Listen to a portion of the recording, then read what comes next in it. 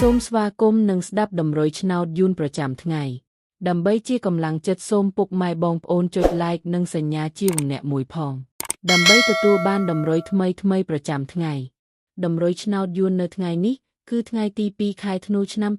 2025ដើម្បីកុំឲ្យខាតពេលយូរសូមស្ដាប់តម្រុយឆ្នោតពី admin មានលេខ94136428សម្រាប់ប៉ុស្តិ៍ APCD សម្រាប់លេខ OSAD មាន2គ្រាប់គឺ OS ខ្ទង់60និង40សម្រាប់3លេខគឺ admin មាន2គ្រាប់ផងដែរគឺមានលេខ119x334គុណបើសិនជាពុកម៉ែបងប្អូនស្រឡាញ់និងពេញចិត្តលេខទាំងនេះពុកម៉ែបងប្អូនអាចយកលេខទាំងនេះទៅផ្សងសំណាងបានជាចុងក្រោយសូមជូនពរពុកម៉ែបងប្អូនដែលយកលេខខាង admin ទៅផ្សងសំណាងហេងយើងទាំងអស់គ្នាជូនពរពុកម៉ែបងប្អូនជួបតែសំណាង